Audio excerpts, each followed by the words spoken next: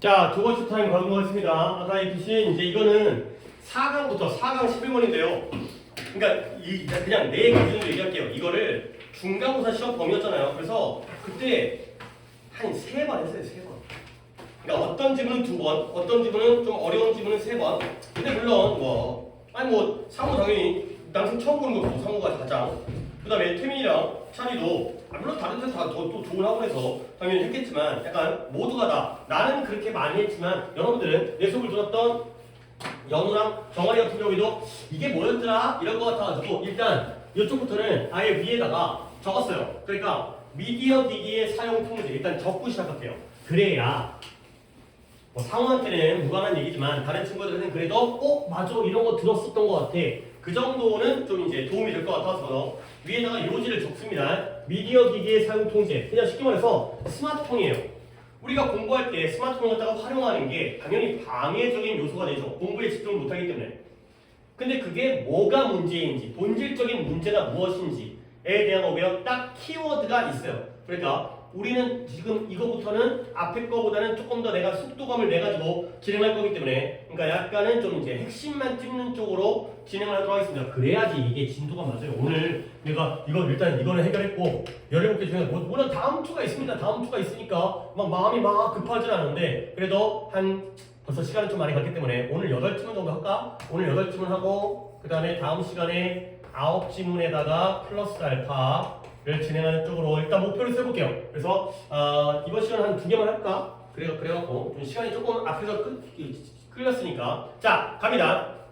그러니까 약간은 그러니까 누구한테 기준을 두기가 좀 그래요. 그러니까 이제 약간은 일단은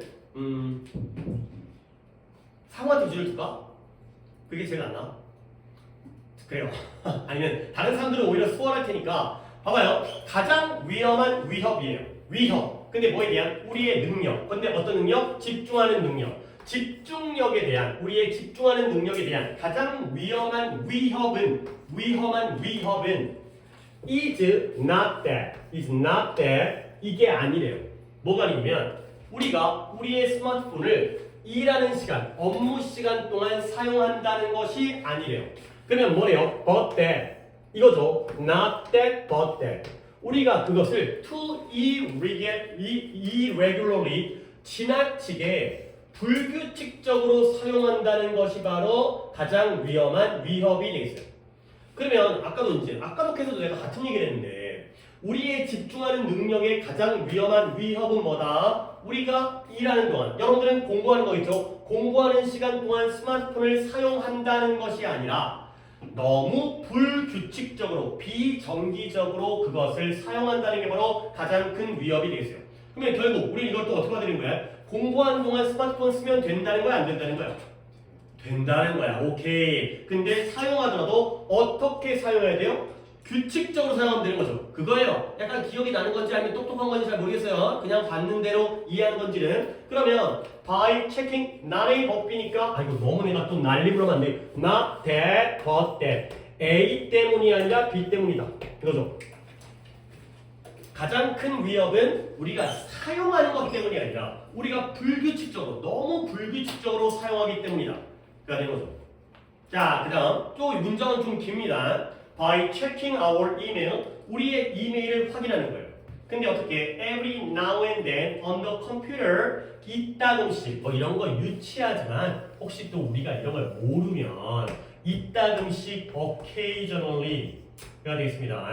occasionally, sometimes도 되겠지만 이따금씩 occasionally 우리가 이메일을 확인해요. 근데 가끔씩 이따금씩 뭘로? 컴퓨터로.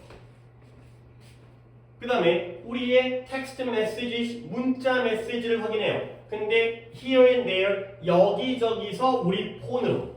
근데 그걸 어떻게 하는 게 문제냐?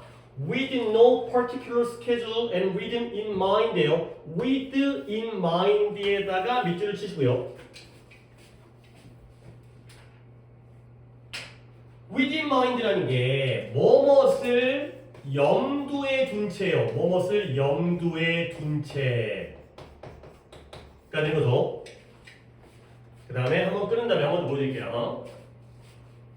자, 그러면 한번 더 시작할게. 우리의 이메일을 컴퓨터로 이따금씩 체크를 하는 거야.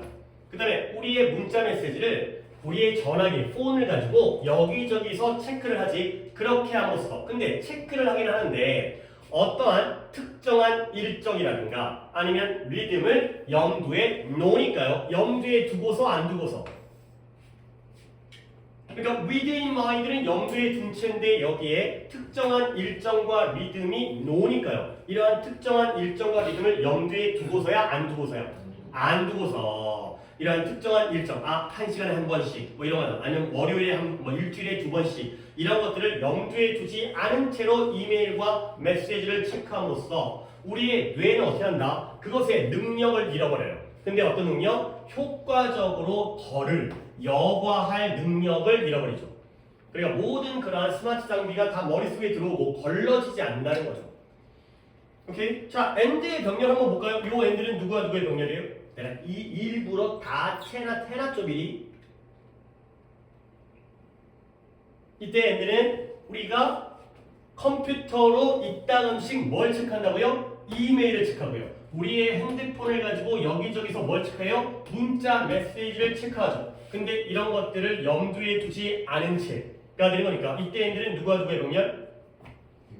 이메일과 메시지가 되겠어요. 그렇죠? 이거와 이거의 병렬이에요. 그 다음에 괄호 부분이 이게 묶여져 있는 거잖아. 결국 특정한 일정과 리듬을 염두에 두지 않기 때문에 우리 뇌가 효과적으로 걸러낼 수 있는 능력을 잃어버리게 되는 거예요. 자, 그러면 이제 해결책, 문제점이 나왔으니까 해결책은 너의 이러한 장치, 스마트 기기 장치를 규제하는 거예요. regulate. 근데 마치 뭐인 것처럼 규제하냐? as if 알고 있죠? 마치 뭐처럼 뭐랑 똑같아? as though와 똑같죠? as if와 as though가 똑같은 거니까 마치 뭐뭐처럼 마치 뭐인 것처럼 네가 마치 뭐인 것처럼 엄격한 다이어트 중인 것처럼 너의 스마트 기기를 규제한다는 게 바로 해결책이 되겠어요. as if가 마치 뭐뭐처럼의 가정법이기 때문에 뭐라는 are가 아니라 가정법 과거를 쓰는 거죠. 실제로는 다이어트 하는 게 아닌데 마치 다이어트를 엄격한 다이어트를 하고 있는 것처럼 이걸 규제해야 된다.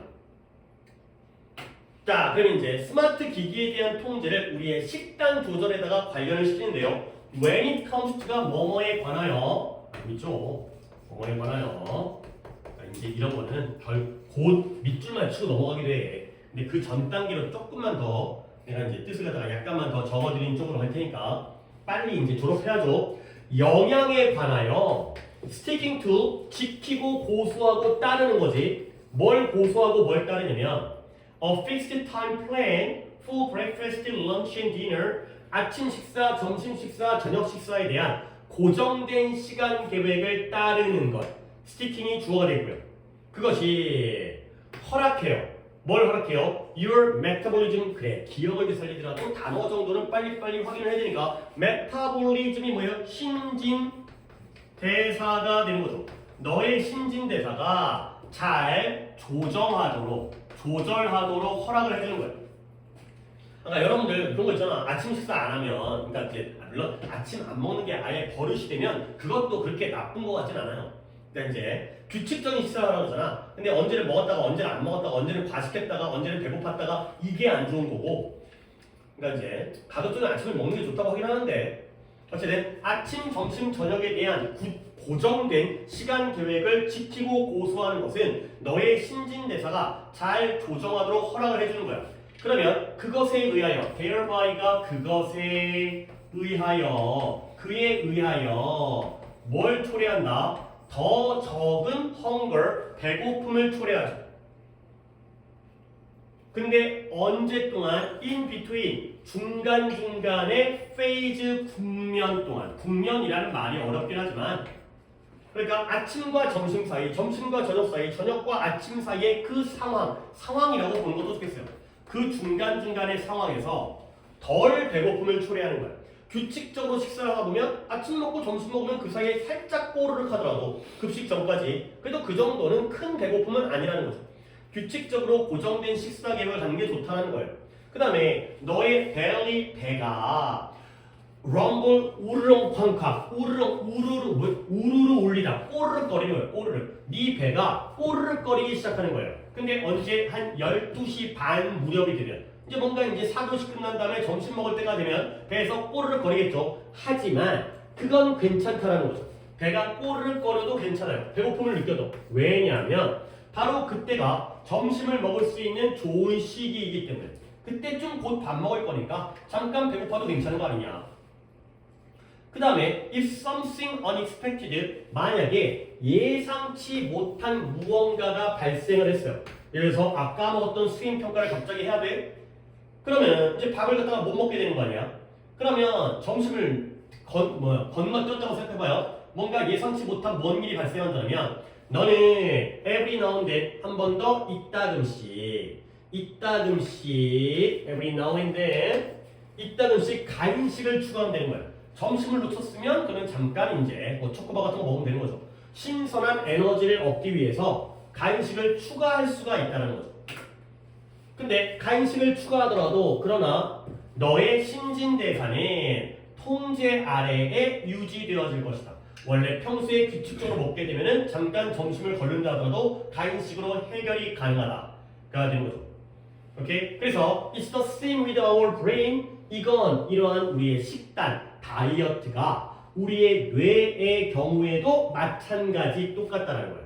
근데 언제 우리가 put it on a media diet 우리가 이런 미디어 다이어트에 그것을 두게 된다면 결국 우리 뇌도 마찬가지다가 되겠어요.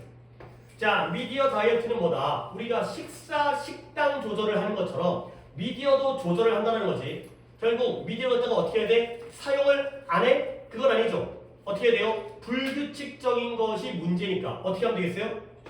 규칙적으로 먹으면 되겠죠. 이메일을 체크를 안 할 수 없고 카카오톡을 안 볼 수 없잖아요. 그 다음에 또 뭐가 문제죠? 해결책은 규제를 하는 거기 때문에 마치 다이어트를 하듯이 규칙적으로 규제를 하시면 되겠어요. 이게 바로 미디어 다이어트다. 너의 스마트 기기를 미디어 기기 뭐 PC라든가 태블릿 PC라든가 아니면 스마트폰이라든가 이런 것들 아예 섭취를 안 할 수는 없으니까 네가 이런 미디어를 갖다가 다이어트 하듯이 식단을 조절하듯이 규칙적으로 규제하는 게 필요하다가 되겠어요. 그러면 너의 신진대사가 잘 통제가 되어질 것이다 가 되겠어요. 너무 빨리 한 것 같아가지고 한번 확인하겠습니다. 잘 이해했는지 봐봐요. 이때 이은 뭘까요? 그래요. 뇌의 경우에도 마찬가지예요. 네가 뇌를 우리의 배를 우리의 위장을 갖다가 식단 조절에 하는 것처럼 뇌를 미디어 다이어트를 시키는 거야. 그래요. 브레인이에요. 그러면 뭐 이렇게 어려운 건 아니죠. 이렇게 되면. 그렇죠. 그래서 다시 한번 내가 규칙적으로 규제라고 했기 때문에 키워드 아까 내가 잡아낸다고 했지. regularly. 뭐 그냥 이렇게 할게요. 이 regularly가 키워드예요. 이 regularly가 문제이기 때문에 우리는 regularly 하면 되는 거죠. 그 다음에 해결책이 뭐예요? regulate. 규제하는 게 바로 해결책이 되겠어요. 자, 스마트 기기를 사용한다는 게 문제가 아니라 불규칙적으로 사용하는 게 문제이기 때문에 규칙적으로 사용하면 된다가 되겠어요. 그렇게 어렵지 않네요. 오케이. 그다음에 그래요. 하나 더 보자. 뭐냐면 너네 한 번 더 이거 얘기하는데 thereby 애들이 이거 갖다가 접속사로 착각하면 안 돼요. 한 번 더 이 문장 한번 다시 볼게요. 이 문장. 그 중요 문장을 뽑는 김에 중요 문장을 뽑으면서 한 번 더 이 문장을 보도록 하겠어요. 중요 문장은 첫 문장이에요. The most 한 번 더 볼게. 우리가 집중하는 능력에 대한 가장 위험한 위협은 뭐다? 우리가 스마트폰을 공부하는 동안, 일하는 동안 사용한다는 것이 아니라 우리가 그걸 너무 불규칙적으로 사용한다는 게 바로 가장 큰 위협이 되겠어요. 됐죠? 그리고 나서 이 문장 when it comes to가 나오는 문장이 중요 문장이거든. 그래, 이런 식으로 하면 되겠다. 뭔가 중요 문장을 한 번 더 보는 식으로 조금 빠르게 정리하다가 중요 문장 한 번 더 보는 식으로 when it comes to 영양과 관련하여 영양에 관하여 고정된 시간 계획 아침, 점심, 저녁 식사에 대한 고정된 시간 계획을 고수하는 것은 그렇죠? 그것은 너의 신진대사가 잘 조절되어지도록 허락을 하는 거야. 오케이? 그리고 그것에 의하여 더 적은 배고픔을 초래하죠. 언제 동안? 그 중간중간의 상황 동안. 식사와 식사 사이의 중간 상황 동안 더 적은 배고픔을 초래한다. 라는 거죠. 자, thereby 부사입니다. 그러니까 접속사가 없으니까 여기에는 causing이라는 분사구문을 써야 돼요. 애들이 아무것도 없으면은 ing 잘 쓰는데 뭔가 있으면 접속사인가? 뭐 이러면 안 돼. thereby 접속사 아니에요. 얘는 부사예요, 부사. 그러면 내가 이제 하고 싶은 얘기는 뭐냐? 만약에 여기에 thereby 앞에 and가 들어간다면 그때는 이제 병렬이 되겠죠. 그럴 때에는 요 and 다음에 thereby causing이 뭘 바뀌어야 될까요? 이제 이런 병렬도 한번 있는 병렬을 갖다 찾는 게 아니라 병렬을 만드는 거지. 그쵸? cause가 되겠어요. 누구와의 병렬이 되는 거예요? allows와의 병렬이 되는 거예요. 이걸 지키면 잘 조절도 허락하고요. 더 적은 배고픔을 초래하겠죠. and가 나오면 causes로 가시면 되겠어요. 이런 것들 챙겨 두시면 되겠어요. 이건 진짜 너무 자주 얘기하니까 이제 좀 지겹겠지만 너무 많이 각광받는 문장 구조에 대한 어법이기 때문에 지금부터 뭐 내신용품 아니라 모의고사 29번을 위해서도 잘 챙겨두세요. 병렬이 이루어진지, 동사가 몇 개인지, 문장 구조가 어떻게 되는지 제일 중요한 문제예요. 단복수 중요하고 능수동도 중요하고 완전 불완전도 중요하지만 제일 중요한 게 문장 구조니까. 그 다음에 두 번째 갑니다. 5-8 갑니다. 5-8 역시 상단에다가 요지를 적는 게 도움이 될 것 같아서 부모의 감정과 행동을 관리하는 것이 되고요. 얘는 뭔 글이었냐면 야, 너희들 이제 부모님 계시잖아요. 부모님들이 이제 나도 부모이긴 한데 엄마 아빠랑 싸우잖아. 맨날 이제 뭐 싸우고 혼나기도 하고 뭐 약간의 반항도 하고. 그러면 나도 부모인데 내 입장에서 예를 들어서 내가 오늘 뭐 첫째랑 싸웠다고 쳐봐. 싸웠다고 하기보다는 좀 뭐 다툼 갈등이 있어서 쳐봐. 그거 누구 탓이야? 부모 입장에서는 자식 탓이지. 그렇죠? 이 새끼가 말을 안 들으니까 싸우는 거 아니야. 맨날 늦게 자고 아침에 안 일어나고 학교 지각하고 방 정리 안 하고 공부는 뒷불도 못하면서 하여튼간에 진짜 뭐 공부 잘해서 꼭 뭐 성공한 것도 아니고 뭐 공부 못해도 괜찮아. 뭐 내가 학원 선생으로서 너네도 공부 못해도 괜찮다고 하는 건 말이 안 되지만 뭐 내 자식이라면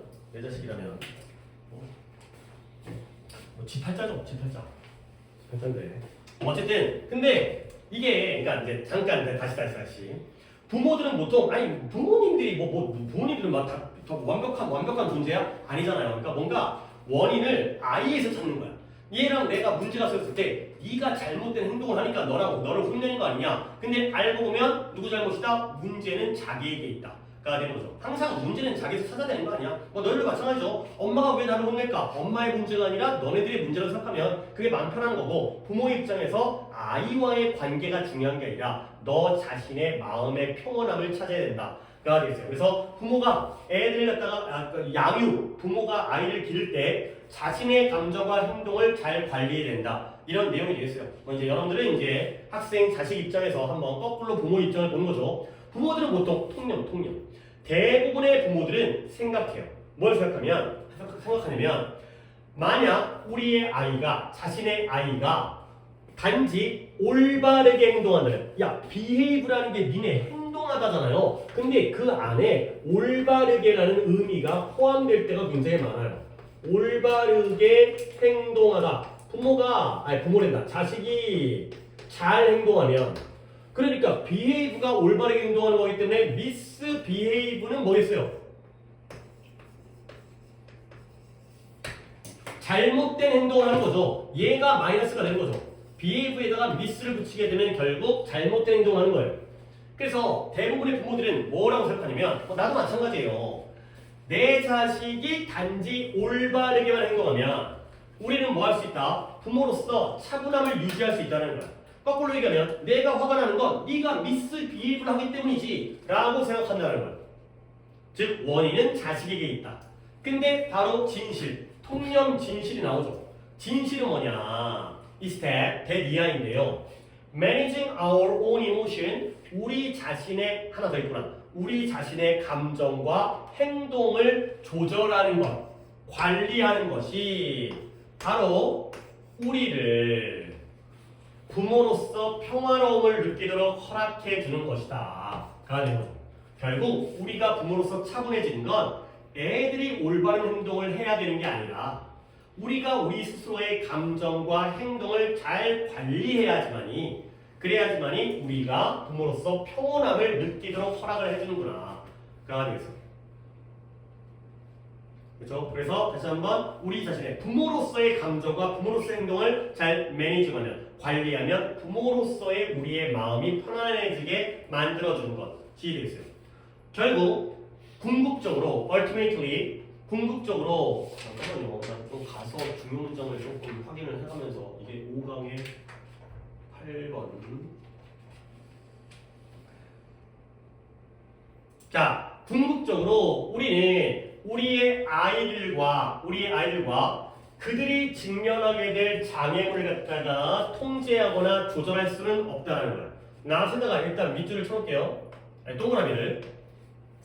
그러면 우리는 아무리 자식이지만 자식을 내 맘대로 못하겠더라고. 내 자식을 통제할 수도 없고요. 그 다음에 그 장애물도 통제할 수가 없어요. 근데 어떤 장애물? 그들이 직면하게 돼요. 이때 그들은 당연히 누구예요? 부모예요? 우리는 우리의 아이들과 그들이 직면하게 될 장애물을 통제할 수가 없다. 누가 직면하는 거예요? 자식들이 직면하는 거예요. children이에요. 내 자식도 내 맘대로 안 되고 내 자식이 보는 모의고사, 중간고사, 기말고사도 내 맘대로 안 돼. 이거야. 애들부터 이제 공부 때문에 장애물을 겪게 되면. 그러나 이건 통제를 못하지만 그러나 나의 법비 구조예요. 우리는 항상 우리 자신의 행동을 통제할 수 있다는 거지. 네가 네 자식 마음대로 못하지만 너는 네 행동은 네가 할 수 있는 거 아니야. 물론 그게 쉽진 않겠지만 애가 버릇없게 행동하는 건 어쩔 수 없지만 거기에 대한 네 행동은 네가 조절할 수 있는 거 아니냐.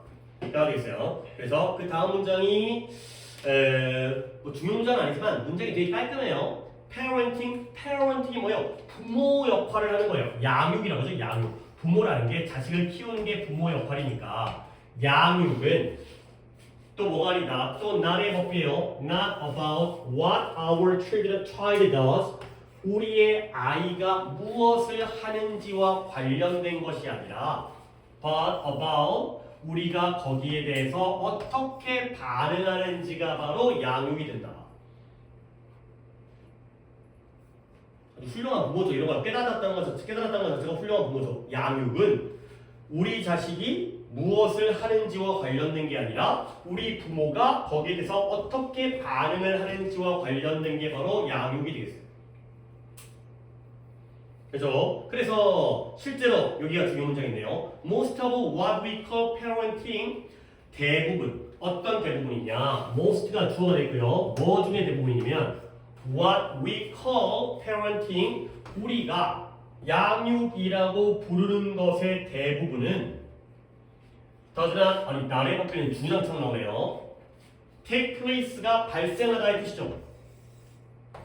어디서 발생하는 게 아니냐면 between A and B 부모와 자녀 사이에서 발생하는 게 아니라 어디서 발생한다? within the parent 부모 자신 내에서 안에서 발생을 한다는 거죠. 내가 좀 어려운 건 아닌데 너네 이제 what 좀 잠깐 얘기해보자. 이 what에 대해서 아니 what이 뭐 대단하진 않지만 아니 당연히 what은 뒷문장이 어때야 되죠? 그쵸, 불완전해야 되죠. 뒤에가 불완전해야 되죠. 그 다음에 what이라는 건 선행사가 앞에 있어요, 없어요? 없어요. 그쵸? 오케이. 선행사 없고요. 한번 잠깐 정리하고 들어갈게요. 그러면 선행사가 없다 보니까 얘는 꾸며줄 애가 없지? 그러니까 얘는 형용사절이 아니야. 지가 꾸며주는 게 아니라 지가 그냥 자기야. 그래서 what절은 품사적으로 무슨 절이죠? 그래요, 명사절이에요. 명사절이다 보니까 문장 안에서는 스스로 무슨 역할을 할까요? 명사니까 뭘로 쓰겠어요? 그쵸? 주어나 목적어나 보어로 쓰겠죠. 오케이. 그리고 우리가 또 이제 해석을 할 때 물론 what을 무엇이라고 해석하는 게 더 편할 때도 있지만 대부분의 경우에는 what 자체는 뭐뭐 하는 것 이렇게 해석된 게 편하죠. 그래 여기까지야 여기까지. 그러니까 진짜 별거 아니고 다 중학교 때 배운 거긴 하지만 뒷문장 관계대명사기 때문에 뒷문장이 불완전. 선행사가 없기 때문에 꾸며주는 게 아니라 지가 주인공이야. 지가 명사절이고요. 그러니까 문장에서 주어나 목적어나 보어로 쓰이고요. 그리고 마지막으로 해석하는 방법으로 쓰는 뭐뭐 하는 것. 오케이? 그러면 지금 what이 자꾸 나오다 보니까 다시 위부터 올라가 볼게요.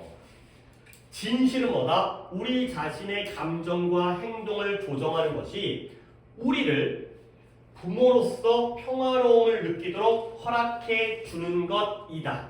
가 된다는 거죠. 결국 너무나 당연하지만 여기서는 뭐가 없어요. 지금 어디가 불완전해요? 뒷문장에서 주어가 없죠. 그렇죠? 이거 주관대 주격. 그렇죠? 근데 너무 뻔해갖고 이것은 얘기를 안 했는데 그 다음에 여기 what 여기죠. what이 너무 많이 나와가지고 what our child does 우리 아이가 하는 것이 되는 거죠. 이 문장에서 뭐가 없어요? does 뒤에 있는 목적어가 없죠. 그렇죠? 그리고 about의 목적어로 쓰였죠. 그렇죠? 여기서는 보어로 쓰인 거고 여기서는 about의 목적어.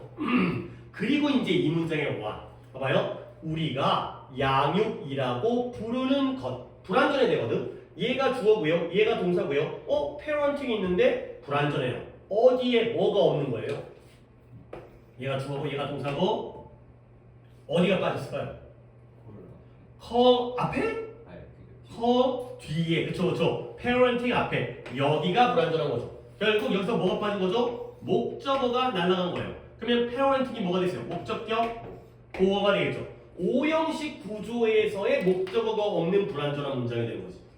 그러니까 다른 거보다는 이렇게 주어 없고 목적어 없는 여기가 주어가 없고 여기가 목적어 없는 거는 진짜 쉽잖아. 딱 보면 아는 건데 근데 이런 거 그래도 한 번 정도는 더 생각을 해야 되기 때문에 우리가 양육이라고 부르는 것 그죠? 부르는 건 우리고요. 얘가 바로 양육이죠. 오형식 구조에서의 목적어가 없는 불완전한 문장이에요. 그치? 그래서 실제로 우리 부모 우리가 양육이라고 부르는 것 중에 대부분은 어디서 부모와 자식 사이에서 발생하는 게 아니라 부모 안에서 발생하는 것이다. 자식과의 관계에서 양육을 하는 게 아니라 내가 내 안에서 그러니까 뭐 스스로 이제 자기를 갖다가 이제 잘 갈고 닦아야 된다는 거지. 오케이? not A 법비인데 A랑 B를 갖다가 이렇게 잡아두시면 이쁘겠어요. between이 A가 되고요. within을 갖다가 B로 보시면 되겠죠. 사이에서가 아니라 안에서 발생을 한다.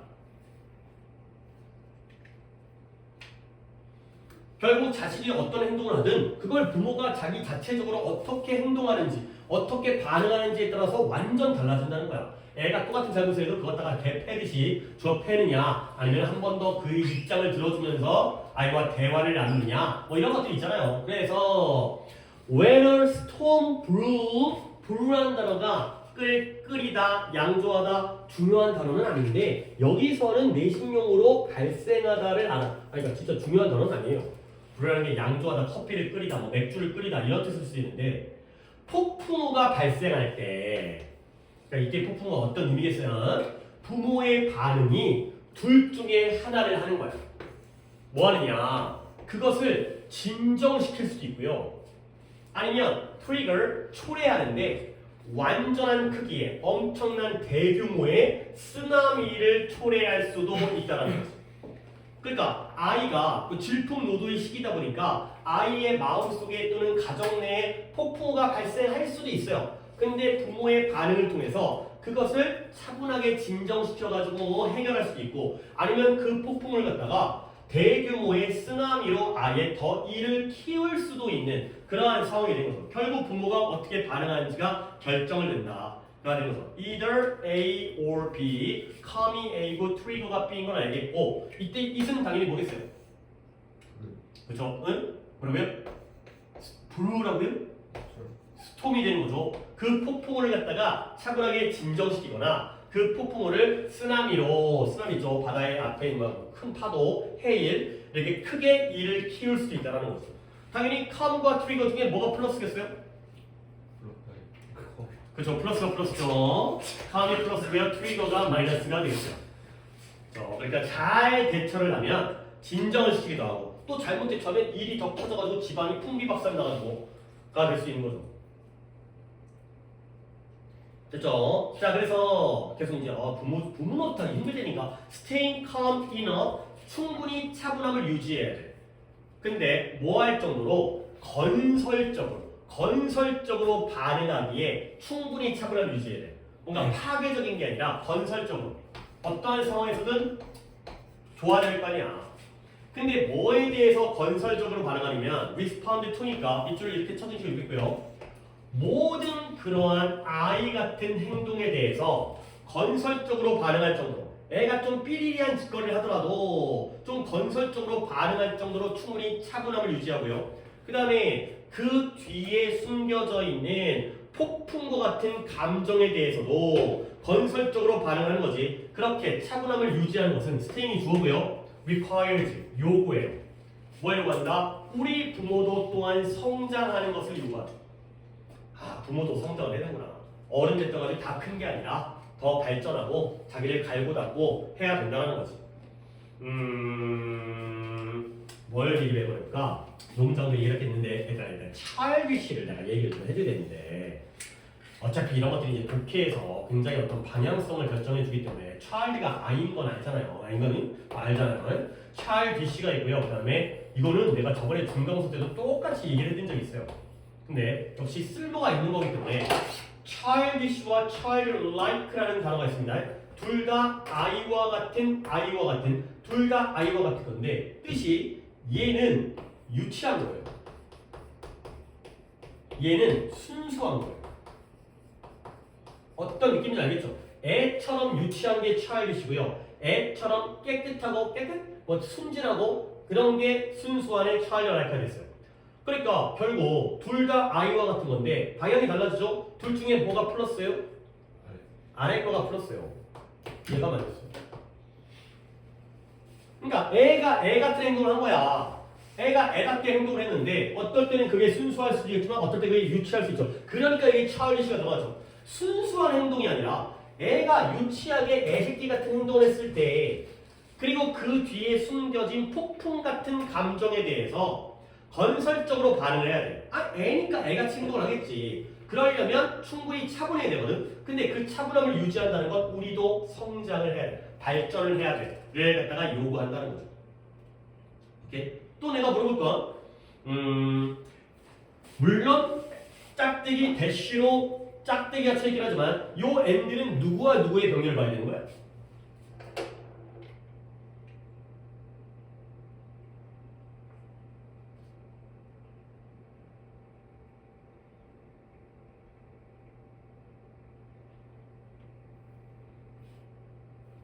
이 진짜 지친 병렬은 놓치면 안 돼. 그러니까 선생님 그거 언제 다 앉아있어요? 시험을 써주겠는데 그래 시험 볼 때는 하지 마. 근데 평소에는 해놔야지. 그래야 시험 볼 때 그게 눈에 딱딱 들어와가지고 빨리빨리 파악이 되지. 시험 볼 때 그걸 그때 고민하고 앉아있으면 망하는 거지.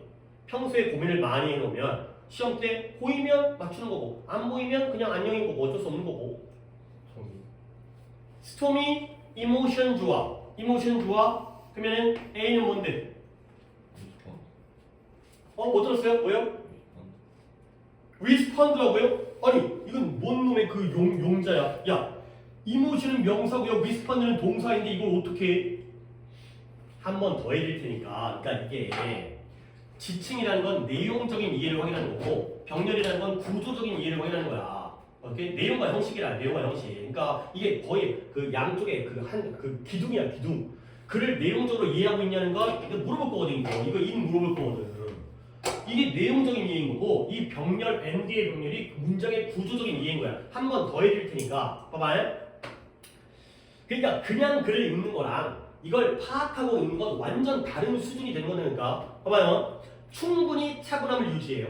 근데 반응할 정도로 건설적으로 반응할 정도로. 근데 뭐에 건설적으로 반응하냐면 모든 그러한 애새끼의 유치한 행동과 그리고 그 뒤에 숨겨진 폭풍 같은 감정에 대해서 건설적으로 반응할 정도로 충분히 차분함을 유지하는 것은 우리 어른들도 성장해야 된다는 것을 요구한다.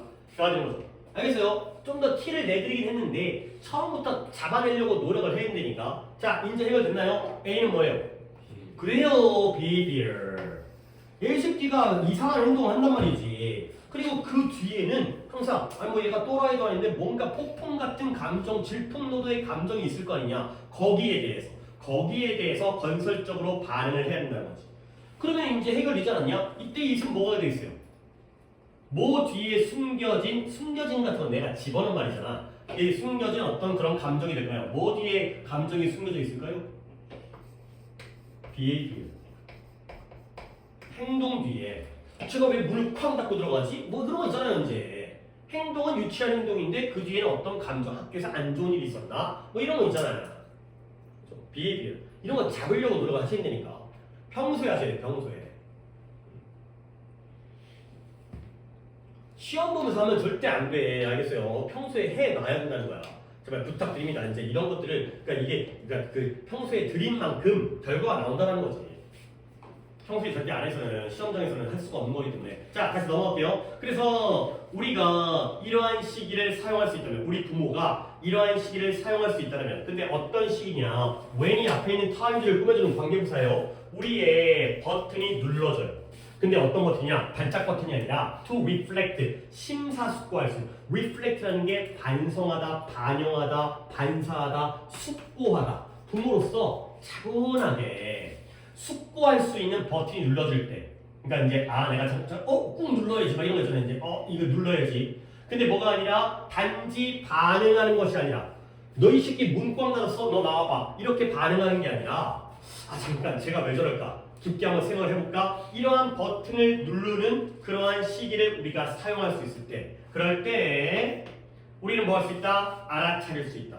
뭘 알아차리냐면 when we lose equilibrium, 평형 상태, 평정 상태, 평온 상태, 평온함을 언제 우리가 잃어버리는지, 그리고 steer, 조정하는 거거든요. 우리 자신을 다시 본 궤도로, 제자리로 조정해 갈 수 있는지, 이런 것들을 우리가 알아차릴 수 있다는 거야. 그러니까 애들이 어떤 잘못된, 물론 잘못된 행동인지 아닌지는 잘 모르겠지만 뭔가 유치한 행동을 했을 때, 또는 그 뒤에 숨겨진 감정에 대해서 우리가 잘 대처하고 반응할 수 있으려면 성장을 해야 되거든요. 그러면 어떻게 되느냐? 우리가 단지 반응하는 것이 아니라 곰곰이 깊게 생각할 수 있도록 버튼이 눌려지는, 차분함의 버튼이 눌려지는 그러한 시기를 잘 사용할 수 있다면, 우리 스스로가 내가 이럴 때 평온함을 잃어버리는구나, 내가 이럴 때 제자리로 우리 자신을 다시 조정해갈 수 있구나, 이런 것들을 알아차릴 수 있다는 거죠. 부모 입장에서도 한번 곰곰이 생각해봐야 내가 이럴 때 흥분하는구나, 내가 이럴 때 제자리로 돌아가는구나, 이런 것들을 갖다가 판단할 수가 있다가 되는 거죠. 좀 이해가 잘 됐는지가 내가 궁금해서 봐봐요. 이때 버튼은 좋은 거예요, 나쁜 거예요? 그쵸. 흥분의 버튼이 아니라 숙고의 버튼이기 때문에, 그러면 당연히 언제 평온함을 잃어버리는지, 언제 제자리로 되돌아갈 수 있는지를 갖다가 알아차릴 수 있다. 평온함을 잃어버리는 건 좋은 거예요, 나쁜 거예요? 나쁜 거고요. 제자리로 돌아갈 수 있는 건 좋은 거예요. 그쵸? 그 얘기예요. 내가 이럴 때는 좀 안 좋고 내가 이럴 때는 좀 좋아지는구나, 이런 것들을 부모도 알 수 있다는 거죠. 그래서 this inner growth, 이러한 내적 성장, 부모의 내적인 성장은 당연히 어려운 일이죠. 근데 어떤 어려운 일이냐? There is 이런 게 또 쉽지 않아요. 존재하는 가장 어려운 일이기도 해요. 근데 뒤까지 간 다음에 내가 there is 해드릴게요. 그러나 그것은 결국 뭐다? 이런 내적 성장이 그로스가 되고요. 이런 내적 성장이라는 것이 뭐다? 너를 좀 더 평화로운 부모가 되도록 허락해 주는 거예요. 근데 그것도 어떻게, 이렇게 왓츠를 이렇게 묶어주시고요. 어떻게? 하루에 조금씩. One day at a time, 하루에 한 번씩, 약간씩 조금씩 평화로운 부모가 되어지도록 너를 허락하는 게 바로 내적 성장이다. 알겠어요. 자, 내가 이제 마지막 문장에서 이러한 내적 성장이 가장 어려운 일이긴 해요. 근데 어떤 어려운 일이다? There is. 어떻게 해석한다? 존재하는. 그러면 얘들아, 여기에 뭐가 빠졌어요? 일은 일인데 존재하는 가장 어려운 일. 이 되거든요. 뭐가 빠졌어요? that이 빠졌어요. 근데 이때 that이 뭐였지는 내가 말로 하기가 조금 그렇긴 한데 뒷문장이 어때요? There is 완전해요? 불완전해요? 어디가 불완전한 거야? 그쵸? 여기가 불완전하죠. 그래서 저기가 that이 들어가는 거야. 관계대명사예요. 근데 무승격이라고 얘기하기에는 좀 곤란하긴 한데 실제는 주격이거든요. 여기 주어자에 빠졌기 때문에. 근데 미국 놈들이 목관대라고 생각하고 그냥 빼버려요. 뒤에 있기 때문에 아니 뭐 주관대? 이게 주어 아니야? 웃기네. 이게 주어인데 이거 갖다가 착각하고 그냥 얘 갖다 빼버린 경우가 많아요. 그래서 there is 뭔가 존재하는 것 중에 이 일이 존재하잖아. 어려운 일이. 그 중에서 가장 어려운 경우로 내적 성장이다. 내가 구조가 조금은 까다로운 거기 때문에 일단 해석을 위해서라도 존재하는 there is 있다 없다잖아요. 그래서 there is 존재하는 가장 그냥 이그지스팅의 의미라고 생각하면 돼요. 존재하는 가장 어려운 일이라고 되겠어요. 결국 주제라는 건 아이와의 갈등이라는 것에서 이제 부모가 평정심을 잃어버린 건 아이와의 관계가 아니라 본인 자신의 내적인 문제다가 되고요. 중요 문장 한 번 더 보여드리면 그냥 중요 문장을 보여드리는 것도 필요한데 그냥 전체적으로 일단 중요 문장을 내가 체크를 해놓고 이제 딴 걸로 잘못하면 in fact가 중요 문장이었으니까 여기부터 그 다음에 여기까지가 일단 중요 문장이고요. 그 다음에 중요 문장을 내가 어디 세 개를 골랐어. 짧은 문장들이 어제 세 개를 본 것 같아요. staying부터 그 다음에 to까지가 또 하나의 문장이고요. 그 다음에 이러한 내적 성장이 this inner growth가 one day at a time까지 일단 세 문장을 뽑았습니다. 그러면 한번 훑으면서 중요 문장의 구조를 한번 더 보여드릴게요. 봐봐요. 통역. 대부분의 부모들은 애가 올바르게만 행동하면 우리 부모가 차분함을 유지할 수 있을 거라고 생각한다는 거야. 역시 애탄생하는 거지. 근데 진실은 뭐다? 자기 자신의 감정과 행동을 조절하고 관리하는 것이 우리를 부모로서 평온하게 허락해 주는 것이구나. 내가 내 마음부터 다스려야 되겠구나.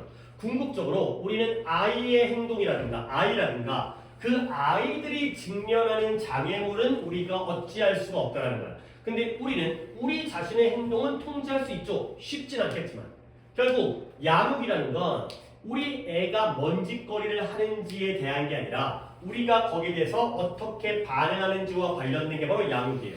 실제로 우리가 양육이라고 부르는 것, 왓전에 목적어 빠진 거의 대부분은 어디서 발생을 하냐면 부모와 아이 사이, 이게 바로 통념이잖아요. 보통 부모와 아이 사이에서 양육이라고 생각하는데 그게 아니라 부모 자신 내부에서 양육이 생기는구나.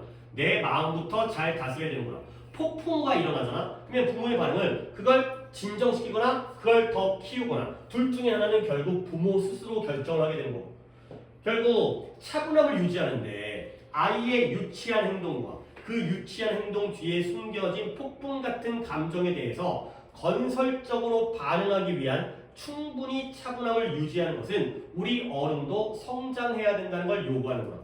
그래서 우리가 우리의 심사숙고의 버튼이 눌려질 때 근데 단지 반응하는 것이 아니라 그럴 때를 잘 활용하게 되면 우리는 내가 이럴 때는 내가 흥분해, 내가 평온함을 잃어버리는구나. 이럴 때는 내가 다시 정상으로 되돌아오는구나. 이런 것들을 알 수가 있다는 거죠. 결국 내적 성장이라는 건 존재하는 것 중에서 가장 어려운 일이긴 하지만 그 내적 성장이 바로 우리로 하여금 평화로운 부모가 되도록 가능하게 해주는 근데 조금씩이라도 라는 상황이 되겠어요. 결국 원인은 밖에서 찾는 게 아니라 안에서 찾아야 된다. 까지가 되겠습니다. 오케이 한번 끊겠어요. 앞에서 이제 그래야지 이제 시간적으로 되니까 두 개만 했죠. 근데 두 개가 그래도 확실하게 조금 내 느낌일 수는 있겠지만 약간 새롭게 보는 것보다는 조금은 더 나은 느낌이 되는데요. 한번 우리 물어볼까? 연우야, 우리 이거 좀 이런 질문들 기억나요? 정환이 어때? 기억나요? 오케이. 태민이 어때? 찬이 어때? 오케이. 상우만 이제 상우야 기억은 안 나겠지만 그래도 어렵진 않잖아요. 그렇지? 소재적으로는 다 의미가 있는 거니까 이제 다른 친구들은 다 봤던 거긴 하지만 여기까지 잠깐 쉬도록 하겠습니다.